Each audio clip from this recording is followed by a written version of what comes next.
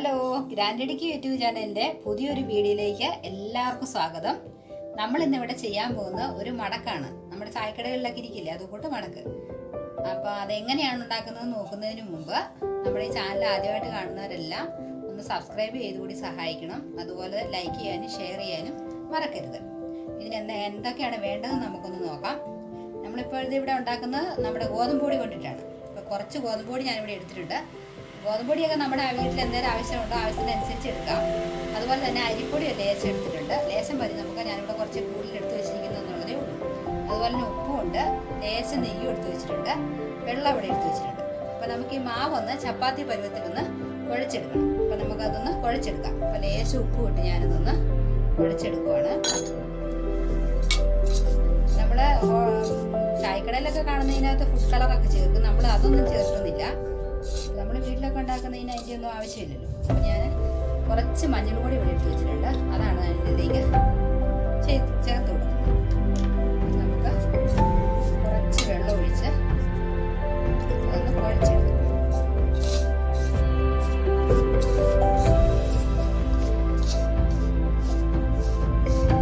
എല്ലാവരും ഇതൊന്ന് ചെയ്ത് നോക്കണം. നമുക്ക് ആ പിള്ളേർക്കൊക്കെ പെട്ടെന്ന് ഉണ്ടാക്കി കൊടുക്കാൻ പറ്റുന്ന ഒരു മടക്കായിരിക്കും. നമ്മൾ വീട്ടിലൊക്കെ ഗോതമ്പൊടിയൊക്കെ മിക്ക വീട്ടിൽ തന്നെ ഉണ്ടല്ലോ. ഈ നെയ്ക്ക് പകരം നമുക്ക് സൺഫ്ലവർ ഓയിൽ വേണമെങ്കിലും ചേർക്കാം. ചപ്പാത്തിയുടെ ഒരു പരിശ്രമം ചപ്പാത്തി പോലെ ഉണ്ടാക്കിയിട്ടാണ് ചെയ്യുന്നത്. അതിന് ഒരുപാട് വെള്ളം കുറേ ചേർത്തിട്ടാണ് ചെയ്യുന്നത്.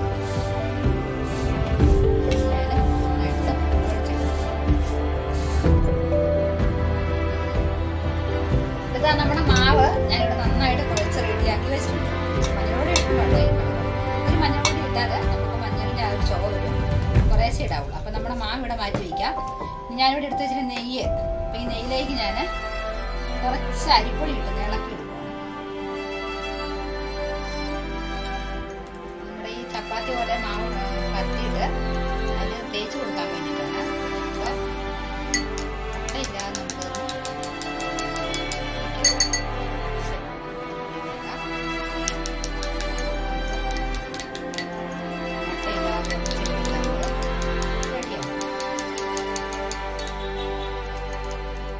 ഈ പരുവത്തിലുണ്ട്. നമുക്ക് മാറ്റി ഞാനിവിടെ ചപ്പാത്തിയാണ് ഉണ്ടാക്കാൻ പറ്റുന്നത്. അപ്പോൾ ഇതൊന്ന് ഓടാക്കി ഒത്തിരി വലുപ്പത്തിലൊന്നും ഞാൻ എടുക്കുന്നില്ല.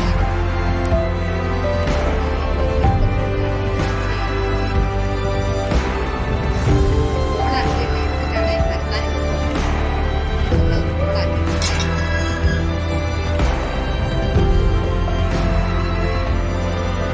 നമ്മുടെ ബോളെല്ലാം ഞാനിവിടെ റെഡിയാക്കി വെച്ചിട്ടുണ്ട്. ഇനി നമുക്കിതൊന്ന് പരത്തിയെടുക്കാം. നമ്മൾ ചപ്പാത്തി പോലെ തന്നെ ഇത് നമ്മൾ പരത്തിയെടുക്കുകയാണ്. ഞാനിന്ന് പരത്തിയെടുക്കാം.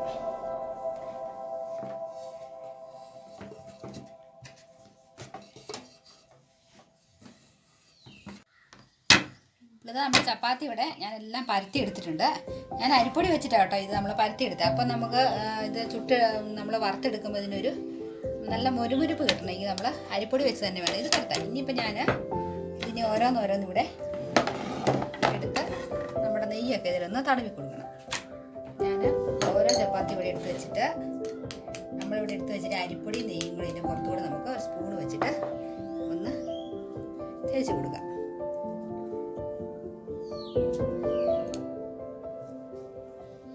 കുറേശ്ശെ തേച്ചാൽ മതിയാവും.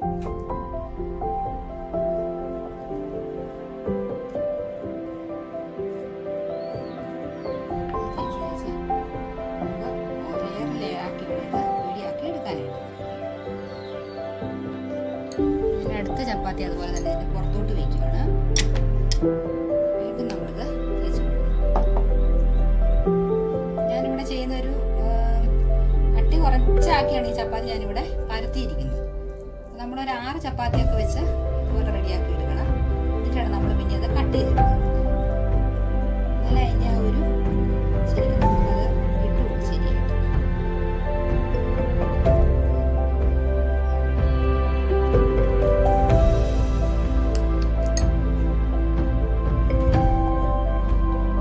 ഞാനതുപോലെ തന്നെ വെച്ച് കൊടുക്കണം.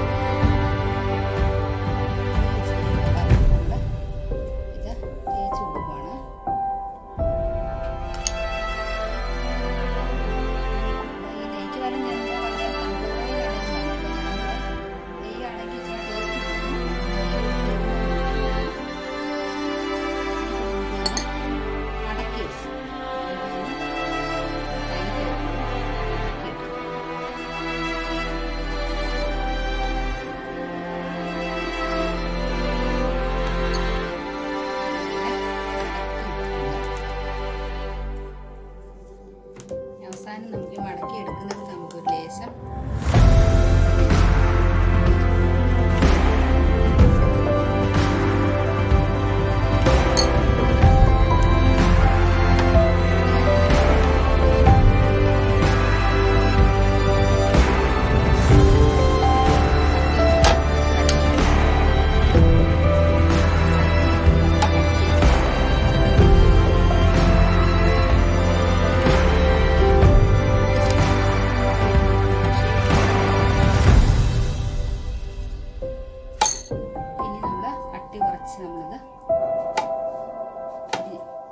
കട്ട് ചെയ്തെടുക്കാം.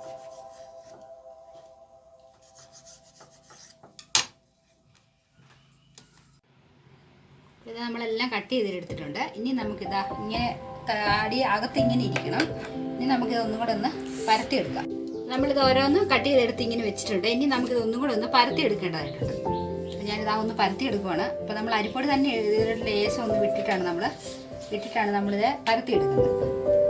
ഇതിലിങ്ങനെ സാവകാശത്ത് ഇങ്ങനെ നമുക്ക് പരത്തിയെടുക്കാം.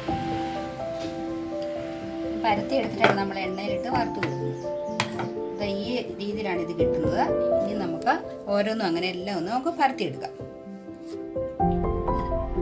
റെഡിയാക്കി എടുത്തിട്ടുണ്ട്. ഇനി നമുക്കിത് എണ്ണയിലിട്ട് വറുത്ത് കോരുവാണ്. അപ്പോൾ അതിന് മുമ്പ് നമ്മൾ ഒരു പഞ്ചസാര ലൈൻ ഇത് റെഡിയാക്കി എടുക്കണം. കാരണം നമ്മൾ ഈ മാവിനകത്ത് വേറെ മധുരങ്ങളൊന്നും ചേർത്തിട്ടില്ലാത്തതുകൊണ്ട് പഞ്ചസാര ലൈന് കലക്കി എടുത്ത് റെഡിയാക്കിയിട്ട് നമ്മൾ അതിനകത്ത് നിന്ന് മുക്കി എടുക്കേണ്ടതുണ്ട്. അപ്പോൾ നമുക്കിനി പഞ്ചസാര ലൈൻ ഇത് റെഡിയാക്കി എടുക്കാം.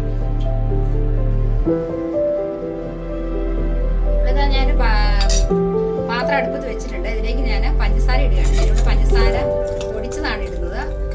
പൊടിക്കണമെന്ന് നിർബന്ധമില്ല. എൻ്റെ ഈ പൊടിച്ചത് ഉണ്ടായിരുന്നതുകൊണ്ട് ഞാനത് പഞ്ചസാര ലൈൻ ആക്കാനായിട്ടത് എടുക്കുന്നുള്ളത്. എന്നിട്ട് ലേശം വെള്ളം കൂടെ നമുക്ക് ഒഴിച്ചു കൊടുക്കാം.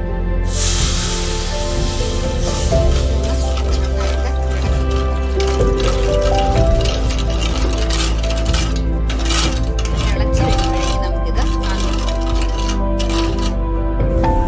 ഇതാ നമ്മുടെ പഞ്ചസാര ലൈൻ ഇവിടെ റെഡിയാക്കിയിട്ടുണ്ട്. ഇനി നമുക്ക് തീ അങ്ങ് ഓഫ് ചെയ്തിട്ട് നമുക്ക് അതെല്ലാം ഒന്ന് വറുത്ത് കോരണം. അതിന് വേണ്ടിയിട്ട് ഞാൻ ചട്ടി വെച്ചിട്ട് അതിലേക്ക് നമുക്ക് കുറച്ച് ഓയിലിട്ട് നമുക്ക് ഒന്ന് വറുത്ത് കോരി ഇതിലേക്ക് ഇടേണ്ടതാണ്. ഇത് നമുക്ക് ഓഫ് ചെയ്ത് നോക്കാം. ഓയിൽ ഇവിടെ ചൂടായി വന്നിട്ടുണ്ട്.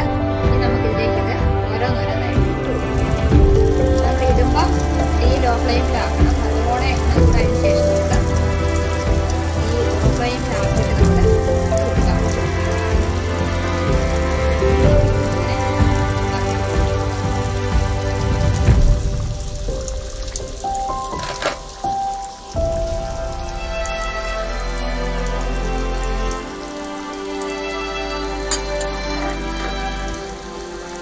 ഇവിടെ നല്ലപോലെ മൂത്ത് വന്നിട്ടുണ്ട്. നമുക്ക് പാത്രത്തിലേക്ക് മാറ്റാം. ഇത് അറിയതിന് ശേഷമാണ് നമ്മൾ പഞ്ചസാരയിലേക്ക് ഇടുന്നത്. നമുക്ക് പാത്രത്തിലേക്ക് മാറ്റാം.